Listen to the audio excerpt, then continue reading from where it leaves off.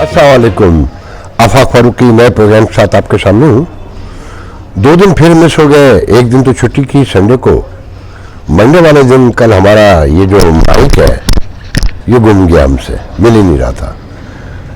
गर्मी इतनी है कि बाहर निकलने को दिल नहीं करता, जबकि शहर का कहना ये है कि गर्मी तो आधी भी नहीं रही। जाने क़यामत थी यहाँ जो आबादी हो गई है, और अपना दिल है कि बस घबराया जाता है। खैर,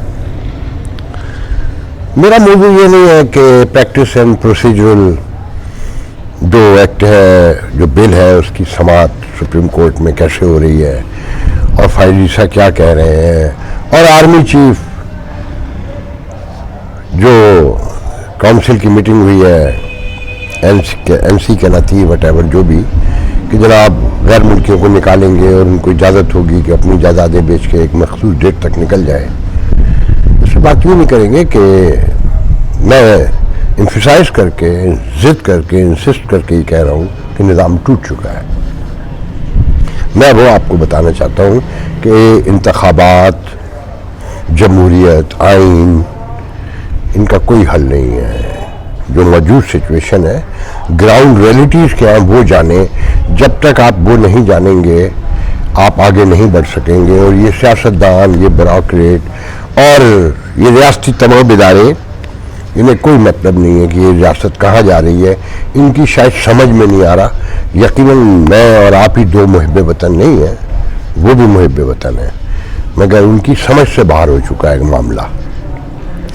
देखिए जी, मैं शुरू करता हूँ कि ये जो भी वापदा आपने सुना ना कि घर घर छापे मारे जा रहे हैं, कुंडे पकड़े जा रहे हैं, तो मैं 2 दिन पहले एक ऐसी महफिल में था जहाँ कुछ सियासतदान भी बैठे थे, जहाँ रिटायर्ड जज भी बैठे थे, और जहाँ सोलर के कुछ लोग भी थे और वापदा के रिटायरी भी कुछ बैठे थे।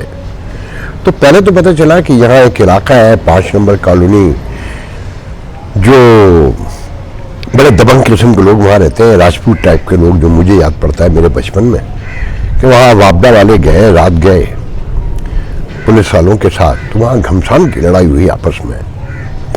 और वहीं उस महफिल में एक साहब कह रहे थे कि मेरे घर का बिल जो आया है, मैंने ऐलान करके कहा कि तुम मेरे दरवाजे पर वो बिल लेने आओ, मैं तुम्हें अगर गोली ना मारूं तो मेरा नाम है, कि जाली है, झूठा बिल है। और वहाँ पर फिर हंस के एक वापदा साहब वाले साहब कहते हैं कि हालात ये है कि अगर आप अपने घर का ओरिजिनल रियल बिल भी पे करना चाहते हैं तो मीटर रीडर को 500 से 1000 रुपये मुआवजा देना पड़ेंगे, वरना वो आपकी रीडिंग ही दुरुस्त नहीं लेगा और आपको फंसा देगा। तो उसे खुश रखना शर्त अव्वल है, उसे आपने 500 से 1000 देने हैं। और जितनी भी बिजली चोरी हो रही है, जितने भी मामलात हैं, वो टोटल वापदा और जो उसके सब्सिडी इदारे हैं उन वो जिम्मेदार हैं। कि एक वापदा के रिटायरी बता रहे थे कि देखिए जी, हाल ये है कि वापदा खुद पहुंचती है उनके दरवाजे पे लोगों के, वो कहती है कि ये इतना बिल क्यों पे करते हो। मैं शॉर्ट करके बता रहा हूँ कि मीटर उतार के ले जाते हैं, उसकी जगह डुप्लीकेट मीटर आके लग जाता है, और आपका जो ओरिजिनल मीटर आपके घर के अंदर होता है रखा हुआ आपके पास। और घर में एक बल्ब लगा देते हैं एक होल्डर के साथ, कि जब बिलिंग डेट आने वाली हो उससे 8 दिन पहले इस बल्ब को जलाते हैं। जब तक वो बल्ब जलेगा आपका मीटर भी चलता रहेगा, अदरवाइज अगर वो बल्ब ना जलाए तो मीटर कभी चलता ही नहीं है। ऐसे उन्होंने 10 तरीके बताए कि जो कुछ होता है वापदा के अफसरान की, मीटर रीडर से लेकर लाइनमैन, सबकी उनकी मर्जी से होता है, कोई आम आदमी कुछ नहीं कर सकता। और फिर जो बिल जिस अंदाज में पे किए जा रहे हैं, जो उनकी कीमत है, जो मुल्क की मईशत है, उसमें आम आदमी एक बल्ब भी नहीं जला सकता। तो वापदा के भी अफसरान की, अहलकारों की बनाई है, और अवाम भी, तो बिल कोई नहीं पे करना चाहता। तो पूछा गया कि सोलर क्यों नहीं लग रहा इतने बड़े पैमाने पर। तो सोलर इंजीनियर बताते हैं कि वो आते ही अभी शुरू ही हुआ है, नाकाम हो गया है। हैरानी सी हैरानी के खैरियत कैसे कि जो सोलर प्लेट्स हैं वो जाली बनना शुरू हो गई है बहुत बड़े पैमाने पर, کہ وہ ریکٹیفائی لگاتے ہیں، کیا کرتے ہیں، اس میں ڈائیورٹ ہوتا ہے کوئی چیز بیک پہ کہ وہ 4 لگنے ہوتے ہیں، 6 لگنے ہوتے ہیں، وہ 6 ایمپیئر سے لے کے 10 ایمپیئر تک کے ہوتے ہیں. تو اول تو 10 ایمپیئر کی تو کچھ مخصوص کمپنیاں لگاتی ہیں، 6 ایمپیئر کی جو لگتی ہیں اس میں بھی اگر وہ 10 ساکٹ لگے ہیں تو وہ 6 کام ہی نہیں کر رہے ہوتے ہیں. اور 10 سال کی گارنٹی ہے، جبکہ امریکہ اور یورپ میں 40 سال کی گارنٹی ہے پلیٹ کی، اور لکھ کر دیتے ہیں لائف ٹائم گارنٹی. کہ جب 40 سال کا پوچھو کہ بھئی لائف ٹائم کیسے کہ 40 سال میں بندہ فارغ ہو جاتا ہے، اس کی لائف میں وہ 40 سال بہت ہیں. تو اس کے بعد پھر نئے جب آئے گا وقت دیکھا جائے گا. یہاں 10 سال کی گارنٹی ہے اور اس میں بھی جعلی ہے. اور پھر بیٹری اتنی مہنگی ہے کہ عام آدمی افورڈ نہیں کر سکتا. اگر یا تو وابڈا کو دو تو آپ اسی لوڈ شیڈنگ کا شکار ہے، آپ اسی بلنگ کے مسائل کا شکار ہے. اور پہلے بل 0 آ رہے تھے، جب سے قیمت بڑھی ہے آپ لاکھ میگا واٹ پیدا کر کے دے دیں اپنے سولر سے، وہ آپ کو پھر بھی بل کرتے ہیں. تو اس لیے اچھا پھر عام آدمی لگا ہی نہیں سکتا کہ اگر آپ نے ایک اے سی چلانا ہے، 4 کمروں میں بلب جلانے ہیں، ایک فریج چلانا ہے اور ایک مائکرو ویو چلانا ہے، تو 15 سے 20 لاکھ روپے کا خرچہ بتا رہے ہیں. اور بینک ہر آدمی کو لون دیتے نہیں ہیں. تو یہ معاملہ تو یہی ویسے سمجھے ختم ہو گیا. جو نظر آتا ہے، جو بہت بڑی کمپنیاں ہیں، جو بہت بڑے لوگ ہیں، ان کیا لگ رہا ہے، مگر وہ بھی اب رو رہے ہیں. عام آدمی کو تو پرسان حال ہی نہیں، کیونکہ ہر طرف جعلی کمپنیاں ہیں، جعلی پلیٹس ہے، جعلی ہر چیز ہے. مطلب موٹر تک جو لگاتے ہیں وہ بھی جعلی ہوتی ہے. تو ایک لمبی داستان سنائی اس سولر انجینئر نے. اور جب اچانک گفتگو ہوتی ہے تو لوگ جھوٹ نہیں بولتے ہیں، دل کی بات کر رہے ہوتے ہیں. تو اس پہ میں نے کہا کہ جب تک اس ملک میں بڑی بڑی سزائیں نہیں ہوں گی، خوف پیدا نہیں کیا جائے گا، چیک اینڈ بیلنس نہیں ہوگا، تو یہ نظام نہیں بدلے گا. تو اس پہ ایک صاحب بڑے زور سے ہنسے، کہنے لگے جناب کیا بات کرتے ہیں، یہاں جب جزا سزا کا معاملہ شروع ہوتا ہے تو سیکیورٹی کے ادارے اور عدالتوں کے ایش شروع ہو جاتے ہیں. کیا مطلب کہ جناب جب جزا سزا ہوگی تو عدالتوں میں رشوت بڑھ جائے گی، پولیس کی رشوت بڑھ جائے گی. تو پتہ چلا کہ ڈسٹرکٹ اینڈ سیشن جج جو ہے، جس کی تنخواہ 10 لاکھ روپے کے قریب ہے، جس کو 600 لیٹر پیٹرول دیا جاتا ہے، بتانے والا کہتا ہے کہ اگر وہ ساری رات گاڑی دن اور رات چلاتا رہے کھڑی کر کے بھی تب بھی وہ پیٹرول ختم نہیں ہوتا. اس کے اوپر بھی وہ جج کہتا ہے کہ 100 لیٹر کے پیسے اور دلواؤ. کوئی رسید نہیں دینی ہوتی، لکھ کر دینا ہوتا ہے. اور عدالتی نظام بھی، فوج کو تو بہت برا کہتے ہیں ہم لوگ کہ اس کا کوئی آڈٹ نہیں ہوتا، عدالتی نظام کا بھی کوئی آڈٹ نہیں ہے. پتہ چلا کہ اینٹی ٹیررسٹ کورٹ میں 70 لاکھ روپے کا کنٹینجنسی فنڈ آتا ہے ہر 3 ماہ کے بعد، جو جج اکیلا کھا جاتا ہے. کسی کی ہمت نہیں ہے اس سے حساب لے لے، پوچھ لے. اور وہ جعلی بلنگ بنواتا ہے ساری ہر چیز کی، اسٹیشنری سے لے کر each every single aspect of life جو بھی وہاں یوز ہوتا ہے اس کی جعلی رسیدیں بنتی ہیں. وہ 70 لاکھ روپے جیب میں لے لیتا ہے.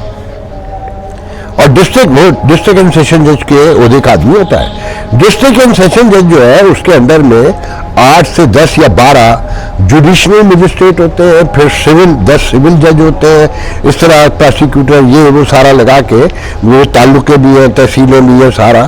تو وہ 2 سے 2.5 کروڑ روپے 3 مہینے کے کھاتا ہے. اور ہر کیس پہ آخری بات یہ سمجھ لیں کہ بتانے والے کہتے ہیں کہ ایک ڈسٹرکٹ اینڈ سیشن جج جو ہے مرے سے مرا، شریف سے شریف ہو تو وہ 50 کروڑ روپے میں جا کے پڑتا ہے آپ کو ایڈ پر. اور اب نیا کام شروع ہو گیا ہے کہ ریٹائر ہوا ہے ایڈیشنل سیشن جج سے، ریٹائرمنٹ کا لیٹر آنے سے پہلے اس کا کانٹیکٹ آ جاتا ہے ڈسٹرکٹ اینڈ سیشن جج کا. وہ ریٹائرمنٹ پلان بھی لے رہا ہے 6-6.5 لاکھ روپے اور باقی فیسلٹی، اور 25 سے 30 لاکھ روپے وہ کانٹریکٹر پر ہائر ہو چکا ہے مہینے پر، اور 15 سال سے جج لگے ہوئے. اب آپ سوچ لیں کہ یہاں نظام کیسے چل رہا ہے اور کیسے چلے گا کہ ایک ڈسٹرکٹ اینڈ سیشن جج مرے سے مرا 50 کروڑ روپے کماتا ہے ریٹائرمنٹ تک. اور بتانے والے کہتے ہیں کہ ایسے جج ہیں جن کی 20-25 ارب روپے کی جائیداد ہے اور ان کے 99% کے بچے باہر ہیں، ان کے بچے باہر گھر میں. مطلب یہاں نہیں ہے ملک میں. پھر یہی جج سپریم کورٹ ہائی کورٹ چلا جاتا ہے, ہائی کورٹ سے سپریم کورٹ, وہ پھر کانسٹیٹیوشنل پوسٹنگ ہے, گریڈ ختم ہو جاتا ہے, اور پھر تو پھر جو عیاشیاں ہیں وہ سب. تو ایک فائل ویسا کچھ بھی کر لے 13 مہینے میں کیا کر لے گا. اسی کے برابر میں جسٹس اعجاز الحسن بیٹھا ہے, جسٹس منیب بیٹھا ہے, اور مظاہر نقوی بھی بیٹھا ہے ابھی تک. تو اب بتائیے کوئی آئین, کوئی جمہوریت, کوئی چیز کام کر سکتی ہے؟ ایک چھڑی کتنی دیر گھومے گی؟ لاکھ وہ ایمانداروں. بات ہو رہی تھی جب کہا گیا کہ یہ جاگیرداری سسٹم ختم ہونا چاہیے, تو وہاں ایک صاحب بیٹھے تھے جو 2008 میں اغوا بھی ہو چکے تھے. انہوں نے کہا حضور آپ کو پتہ ہی نہیں ہے, جاگیرداری کچھ نہیں ہے یہاں پر. اب جائیدادیں رہی کتنی گئی ہیں, لوگ بیچ بیچ کے کھا چکے ہیں. اصل مسئلہ سرداری نظام ہے. کیا ہے؟ سرداری نظام. کہ سرداری نظام کے آگے سب تابع. آپ نے سنا ہوگا نا 59 مفروض ملزمان سندھ میں. تو اس نے کہا یہ 59 پتہ کیسے ہیں کہ یہ سردار جو آپس میں ایک دوسرے کے دشمن بھی ہیں, ایک دوسرے کو لسٹیں دیتے ہیں کہ تم ہمارے یہ بندے قتل کروا دو. جب وہ بندے قتل ہو جاتے ہیں تو جنہوں نے قتل کیا تھا ان کا نام پولیس کو خود دے دیا جاتا ہے, اور پھر وہ آہستہ آہستہ مفرور ہو جاتے ہیں, اشتہاری ہو جاتے ہیں. وہ نہ شہر جا سکتے ہیں, نہ علاقے میں گھوم سکتے ہیں. تو انہوں نے ڈاکو بننا ہے. پھر سردار جو انہیں حکم دیتا جاتا ہے وہ کرتے جاتے ہیں. تو انہوں نے کہا کہ لاکھوں لوگ کچے کے علاقے میں اسی طرح رہ رہے ہیں کہ جانے کب سے وہ کہیں قتل میں تھے نہیں تھے, جرم میں تھے نہیں تھے, ان کا نام سردار نے ڈلوا دیا اور انہیں پتہ بھی نہیں ہے. کہنے کہ وہ کیا کرے بیچارے. کوئی پوچھنے والا نہیں ہے اس ملک میں, اس ریاست میں, اس سویلائزڈ ورلڈ میں کہ ایسی ریاست ہے جس میں لاکھوں لوگ جو ہے بغیر کسی جرم کے ایبسکانڈر ہیں, مفرور ہیں, ملزمان ہیں, اور سنگین جرائم میں انہیں ملوث بتایا جاتا ہے, جبکہ وہ معصوم ہیں, سیدھے سادے ہیں. تو جن صاحب کا میں ذکر کر رہا ہوں نا, باتوں باتوں میں پتہ چلا کہ انہیں ایک وفاقی وزیر نے اغوا کروایا تھا. میں بہت سی باتیں تو کر بھی نہیں سکتا. اب میں جاتے جاتے آپ کو یہ بھی بتاتا جاؤں کہ طالبان نے اب سندھ کے سیاستدانوں کو, بڑے بڑے جاگیرداروں کو بھی خطوط بھیجنے شروع کر دیے کہ حضور مال پہنچائیے. اس شہر کے جو ایم این اے ہوا کرتے تھے پیپلز پارٹی کے, نعمان شیخ, اسلام الدین شیخ کے صاحبزادے, ان کو بھی طالبان کا لیٹر آ چکا ہے اور وہ فرار ہیں. اب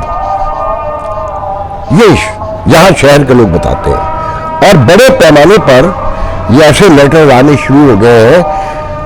مجھے ایک حساس ادارے کے فرد نے بتایا جو مستونگ کے واقعے کے بعد کہ یہ دونوں دھماکے جو مستونگ میں ہوا اور جو دوسرا کے پی کے میں ہوا تھا نا میرے خیال میں جو ہنگو میں, انہوں نے کہا کہ یہ داعش نے کیے ہیں, جن کے بلوچستان کے پہاڑوں میں ہی کیمپ موجود ہے اور اداروں کو پتہ ہے کہ وہ کیمپ چل رہا ہے, اور کوارڈینیشن بھی موجود ہے. آپریشن کیوں نہیں کرتے؟ اس پر ایک دوسرے حساس ادارے کے فرد نے بتایا کہ وہ اتنا بڑا کیمپ ہے کہ اگر وہاں حملہ ہوا تو سینکڑوں درجنوں لوگ مارے جائیں گے. اس پہ کہا جائے گا کہ دیکھیں جی بلوچوں کو مارا جا رہا ہے. بتائیں کریں تو کیا کریں. اس ریاست کے جو مسائل ہیں وہ اتنے کمپلیکیٹڈ ہو چکے ہیں کہ وہ کیسے حل ہوں گے. مجھے یہ تو میں اتنی گنجلک بات پر میں کوئی رائے بھی نہیں دے سکتا کہ میں اتنا بڑا ایسا کوئی ذہین آدمی نہیں ہوں, مگر میں آپ کو صرف بتا سکتا ہوں کہ مسائل دیکھیں, تمام ریاستی ادارے ٹوٹے ہوئے ہیں. بتانے والے نے بتایا اسی محفل میں کہ اس شہر میں سکھر میں تو یہ حال ہے, آپ پروٹوکول کی, صدر کی, پرائم منسٹر کی, کسی وزیر کی بات کرتے ہیں, ایس پی یہاں سے جب نکلتا ہے, ایس ایس پی شہر کا, تو راستہ بند ہو جاتا ہے, موبائلیں چاروں طرف کھڑی ہو جاتی ہیں اور عام ٹریفک کو روک دیا جاتا ہے کہ صاحب گزرے گا. اس میں فیصلہ کر لے کہ اس میں جمہوریت, آئین, عدالت کا تو میں نے آپ کو حشر بتا دیا کہ کچھ دے سکتی ہے, کچھ لے سکتی ہے, کسی عام آدمی کو کچھ مل سکتا ہے, یا معاملات صحیح ہو سکتے ہیں کہ جب سولر سے لے کر زندگی کی ہر چیز جعلی ہو, جھوٹ ہو, فراڈ ہو. نیٹ کا تو میں نے آپ کو بتایا نا, بہت عرصے سے بتا رہا ہوں کہ آپ کتنے کا بھی ڈلوا لیں, اگر آپ یوز نہ کریں پھر بھی گرتا رہتا ہے. اور جی بھی کم ہوتی جاتی ہے اور وہ خود ختم ہو جاتا ہے. سب کو پتا ہے کہ یہ ادارے کیسے چل رہے ہیں, مگر جو بیسک ہے اسے جب تک ایڈریس نہیں کیا جائے گا اور سب جوڑ کر نہیں بیٹھے جائے گا, میں تو صرف اتنا ہی کہہ سکتا ہوں, اور اس کا پرماننٹ سولوشن نہیں نکالا جائے گا. کسی قسم کی حکومت لے آئیے, کوئی انتخابات کرا لیجئے, 10 نواز شریف اور لے آئیے, کچھ نہیں ہوگا. نواز شریف کو دیکھیں, ابھی سے جمہوریت آپ کی ہے کہ پرسپشن یہ ہے کہ جی نواز شریف جو ہے نا پرائم منسٹر ہو گیا. یہ کسی جمہوریت میں ممکن ہے کہ باقاعدہ پرسپشن بنایا جا رہا ہے کہ جی وہ, آپ کو یاد ہوگا کہ میں نے ان کا اسکیڈول بتایا تھا, وہی اب ٹیلی ویژن پر آ رہا ہے کہ وہ اتنے بجے فلائٹ سے اتریں گے 6:00 پہ, اور 2 دن کے بعد وہ سرنڈر کریں گے. عدالتی نظام اب ان کے تابع ہے کیونکہ اسٹیبلشمنٹ ان کے ساتھ ہے. روز ڈکلائن ہو رہی ہے یہ ریاست اور تماشا بنتی جا رہی ہے. اس کی روشنی میں اپنے آپ سے پوچھیں کہ آپ ہم سب مل کے کیا کر سکتے ہیں. اسے بچانا ہے, اسے چلانا ہے, یا اسے خدا حافظ کہنا ہے.